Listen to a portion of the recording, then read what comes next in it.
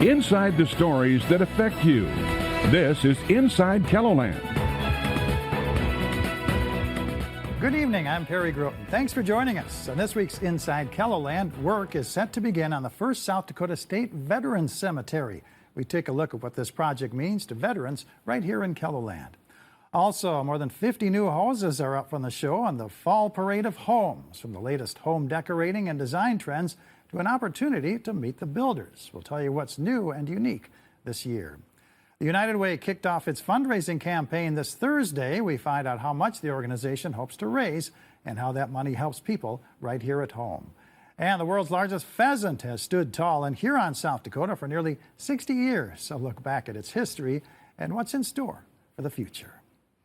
Our first topic, a groundbreaking ceremony will be held tomorrow for South Dakota's first state veterans cemetery. The cemetery will be located to the northeast of where Interstates 90 and 229 meet.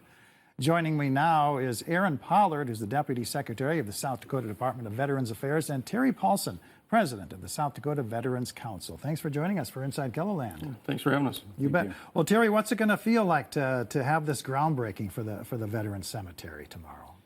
Well, Perry, it's almost unbelievable that it's finally going to end up happening. It's taken 25 years to get to this point, and we've worked tremendously hard over the last 4 years to really solidify getting this project done and to finally see the ground finally going to get turned and start the project is super exciting. Mm-hmm. So, well, Aaron, what's going to be taking place at the groundbreaking? Well, we're gonna kick it off with our honor guard coming in. There'll be all the veteran service organizations, the congressionally chartered veteran service organizations will be represented there. They'll present the colors. We'll do the Pledge of Allegiance. We've got the Legion Choir coming to sing the national anthem for us. We'll do an invocation, and then we'll go into the actual program with the speakers that are lined up. Senator Rounds will be there.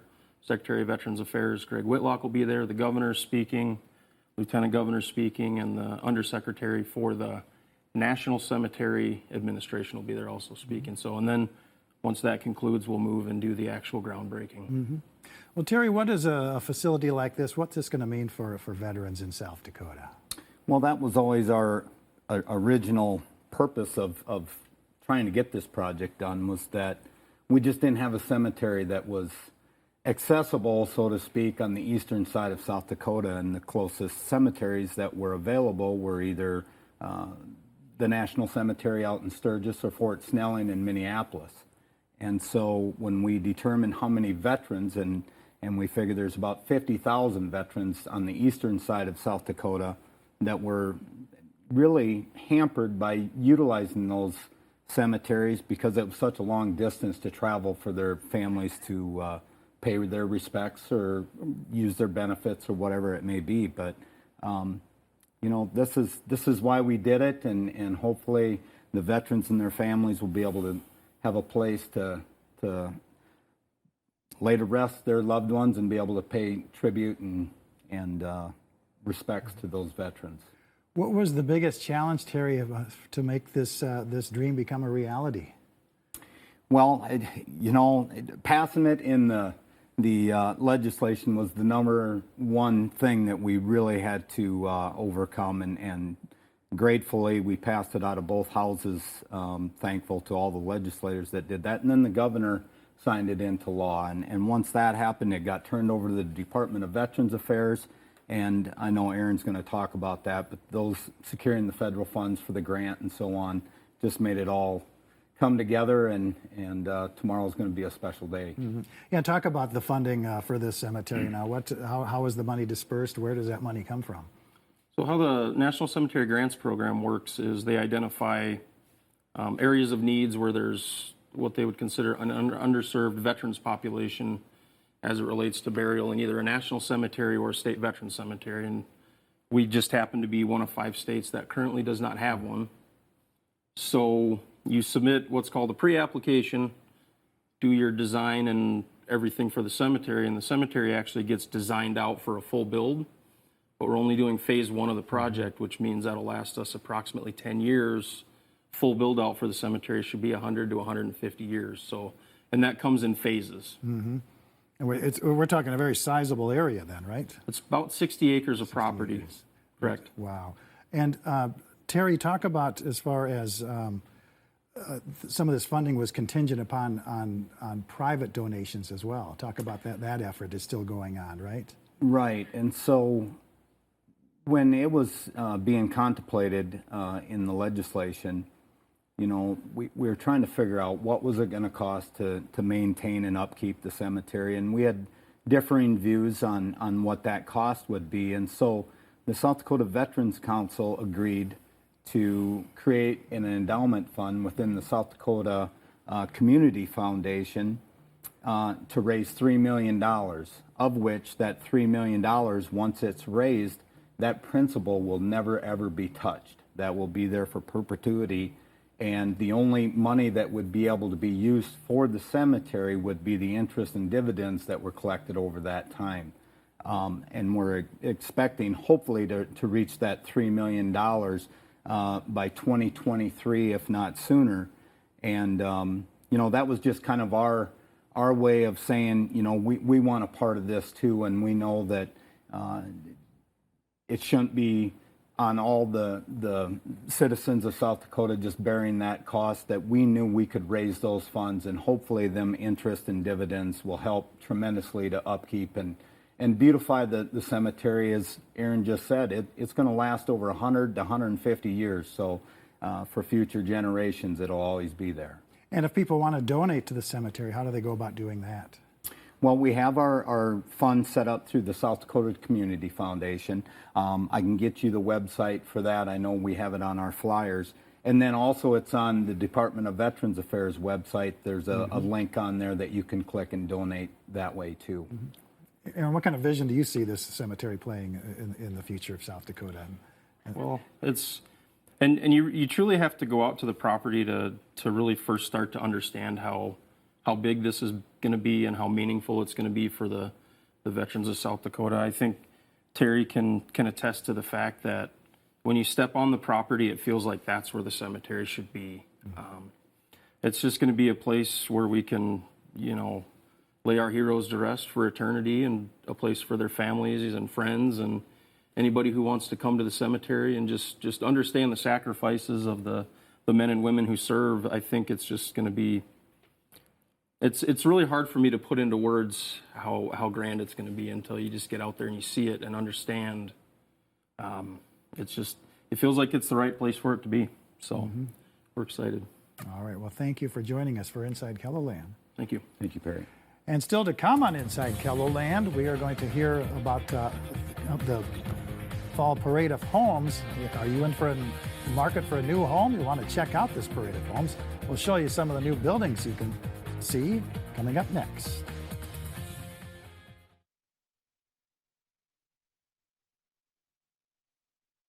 Welcome back to Inside KELOLAND. Next week, you can check out some of the newest homes built in the Sioux Falls area. One of those homes is a dream come true for a Sioux Falls family.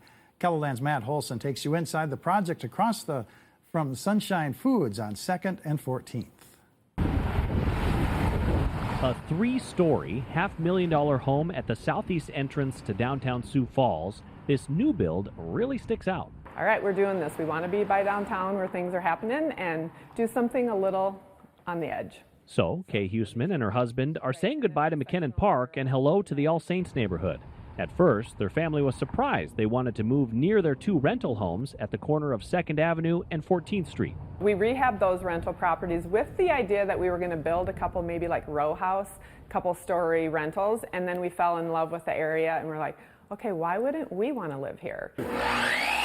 Kay's son, Chad Huseman, and his business partner, Chad McCoy, were tasked with making the dream a reality. Super excited because it's unique and that's really what we like to do. I'm on the third floor deck right now, right outside the master bedroom. One of the reasons the family wanted to move here is their love for downtown, and as you can see behind me, they've got a great view.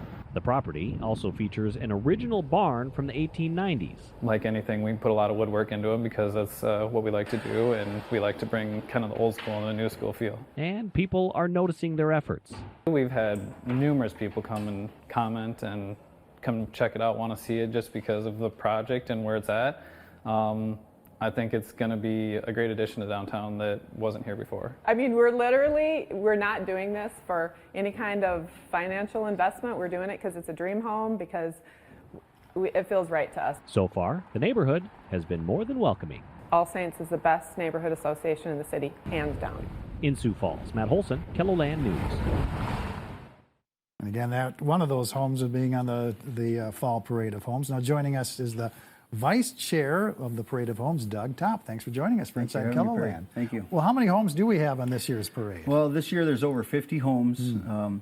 They're all available to view for free, except for there's 2 feature homes that have a small admission fee, which is $5, which goes to the Sioux Empire Care Foundation, which is a great organization in itself. So it's not like the builders are sticking that money in their pocket. It's going to better the community and the building industry as a whole. And what kind of price ranges are we looking at as far as the homes for this fall? Well, the homes go from anywhere from $160,000 all the way up to well over $1 million. So wherever your budget may be, or wherever you might be thinking your next step is going to be, there'll be something there for you. And you have a home or two on the parade too, right? Yeah, I have a little bit vested. I have one of the 2 feature homes, 9513 West Lakeside Circle. So we hope to see a lot of people out there for that. And then we're looking at it right now. Talk about the house there. What does it feature? Well, it's kind of a mix between contemporary and modern lines. They're both modern and contemporary. Both kind of have the sleek, straight, clean, defined lines. But this one's probably a little bit more contemporary. It's got a lot of the dark tones and blacks and whites. Whereas, as I understand it, the modern is a little more rustic with the wood tones, but they're all kind of the similar straight line feel. Yeah. So it's a modern open floor plan, if that's what you want to call it. It's got 20-foot great room ceilings, 20-foot windows in the back. It's going to overlook Cherry Lake Reserve, which is, they're adding a new addition now to the development over there, and the lake is going to be expanded, so this will actually have about 125 feet of lakeshore on it. Wow, yeah, very impressive. Are we at a stage now where all the builders are kind of scrambling to get everything finished in time for the Parade of Homes? Fortunately, I'm doing pretty good where I'm at, but I know a lot of my counterparts I've seen, they're when I get to work in the morning, and they're there when I leave, so I've been thinking about them, and I know they'll all come through. It'll be a great show for, like I said, for whatever you're looking for. Yeah. What kind of trends are we seeing now as far as the Fall Parade of Homes? Well, I mean, believe it or not, you see a lot of colors and trends starting to come back. You see a lot more wallpapers coming around. That old, I wouldn't say the old gold color is coming back, but the brushed gold, if you want to call it that, or rose gold colored fixtures is coming back. Even some more metallic type of colors, and if you want to call them blingy colors or finishes, are coming back as well. Yeah. Talk about this is a good time of year to be in the market for a home, right? Well, right now is, if you don't know, you must have been in a cave, because the interest rates are just super low right now. The commodity market has still stayed pretty fair, so the pricing on the homes is staying pretty decent. And right now, for the bang for your buck, for the interest rate, you can get a lot bigger house than what you might be able to even say a year ago. Mm-hmm.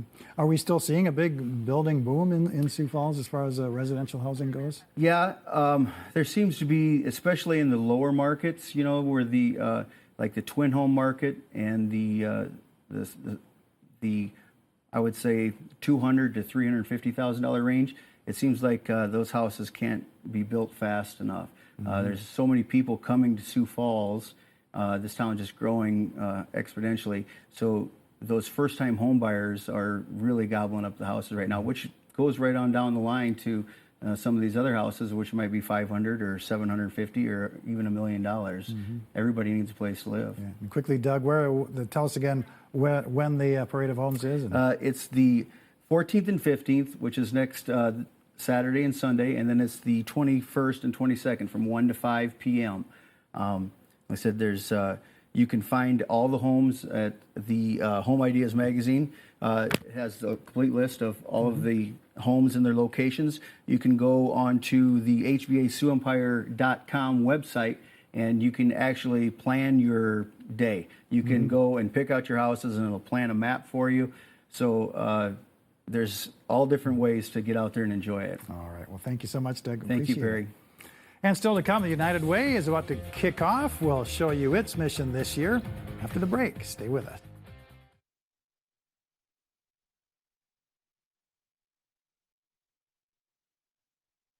Welcome back to Inside KELOLAND. This week, the Sioux Empire United Way will launch its 2020 campaign kickoff as it raises money for local organizations that are improving lives across the region. Joining us now are Miles Beacom, the campaign chair, and Olivia Essig, the campaign director. Thanks for joining us for Inside KELOLAND. Yeah, thanks for having us. Now, the big kickoff is September 12th, right? Yes, September 12th. Tell us what happens with that. Yeah, September 12th from 8 to 9 at Sioux Falls Convention Center. We're going to have a lot of our funded agencies there talking about the impact that United Way dollars make within their organizations. Talk about some milestones that we have reached here in the Sioux Empire and announce our 2020 campaign goal. Obviously, you're not going to announce the campaign tonight, but I mean, this is quite a string that the United Way has been on. 24 years in a row, you've met that goal, right? That's right, Perry. We've achieved the goal 24 years in a row, which is amazing when you look at some of the struggles and challenges we've had in our economy for the past 24 years. So I've got a big challenge ahead of us to hit 25 years, and just think a quarter century if we make it this year that we'll achieve the United Way goal. What does that say about the community and its ability, its willingness to give of itself like that? I think the strength of our community really goes back 25 years plus, but it shows that the community, even though we compete in banking and healthcare and construction, we all come together every year for the betterment of our community and the surrounding area. And that's why we've had 24 great years of raising dollars for the United Way. People understand how it impacts their neighbors and themselves. Mm-hmm. And Olivia, the United Way is looking at 3 areas of impact that you're focusing on this year. Tell us about that. Mm-hmm. We really, we've identified 3 areas of impact being children, people in crisis, and vulnerable adults. We fund 86 programs throughout the Sioux Empire 4-county area, and all of those programs are really working for the betterment of those 3 areas. And so we've identified those and are really focusing on them throughout this campaign. Mm-hmm.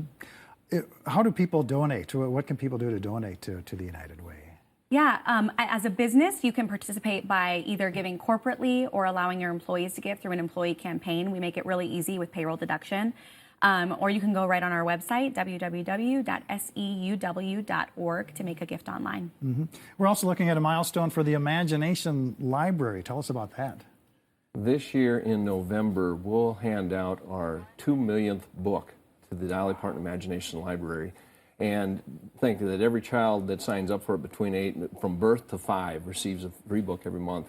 And it's been just a great program for our community. Mm-hmm. Boy, it certainly has. Well, what kind of satisfaction do you get out of serving with the United Way? I'll ask both of you that.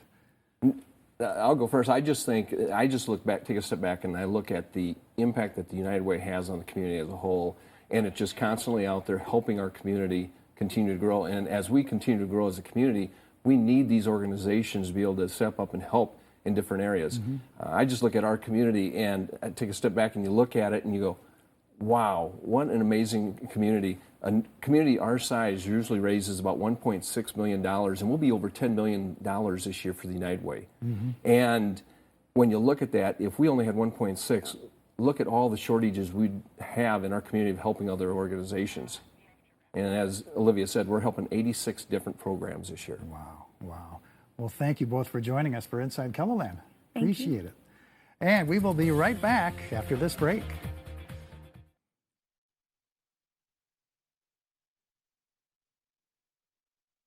The ringneck pheasant is the South Dakota state bird, making the Rushmore State a destination for thousands of people each year for pheasant hunting. But did you know the world's largest pheasant is also stationed in South Dakota? Sarah McDonald takes you to Huron and explains the history behind the giant bird. This giant bird has roosted on top of this building along Highway 14 in Huron for 60 years. Since 1959, the pheasant has been welcoming visitors to Huron. The pheasant was dedicated October 15th, 1959, and it was an idea of the Huron JCs to bring people in. At that time, the world's largest anything was a big deal. And when they put it up at the location it is now, that was a premier location for convention and events. It was like state-of-the-art motel that was in that area and recreation center. Built out of steel and fiberglass, the Pheasant took a little over 4 months to build. The gentleman's name that built it was R.F. Jacobs. He was out of Gooding, Idaho. And with him, here in welding, which they helped to weld the interior structure. So how big is the world's largest pheasant? It's 40 feet long, 28 feet tall, and weighs 22 tons. Over the years, the Pheasant has had to withstand South Dakota weather. Back in July, it was repainted and touched up. In 2011, the bird got a bit of a makeover, followed by a rededication. There was a pheasant restoration committee that got together, and so it was completely restored, and there was a new dedication ceremony that happened in October of 2011. So they did a major rehaul of it. As far as structural wise, with the I-beams, those type of things, nothing has had to be changed there. But it's just the exterior of the shell, and with it being 60 years old, it is, getting a little thin. That fiberglass material, it doesn't last forever. The Dakota Inn neighbors the world's largest pheasant. Hotel manager Tiffany Halling says she sees people stop at the attraction quite a bit. We see a lot of traffic come and go. We do get to see a lot of people over there. The kids get a real big hit about taking pictures over there.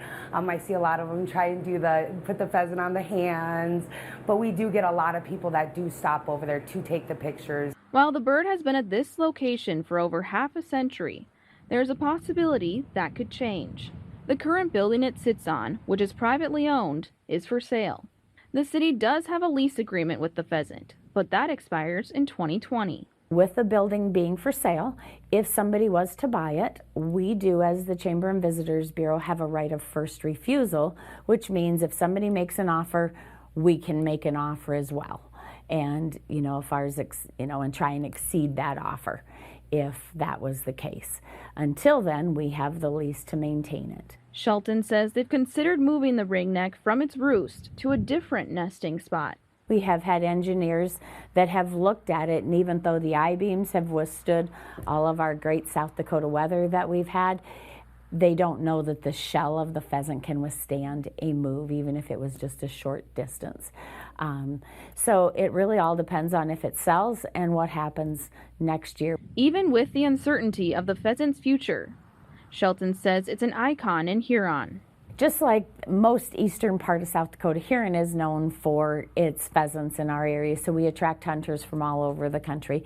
We host a ringneck festival in November of each year, bringing in hunters from all over. So that is why it was put up there, and that is why we continue to use it as just a talking point for our community. With Eye on KELOLAND, I'm Sarah McDonald. That's all the time we have for this week's Inside KELOLAND. You can find out more about today's topics online at KELOLAND.com. Join us every Sunday following the 10 o'clock news right here on KELOLAND TV. Have a great night.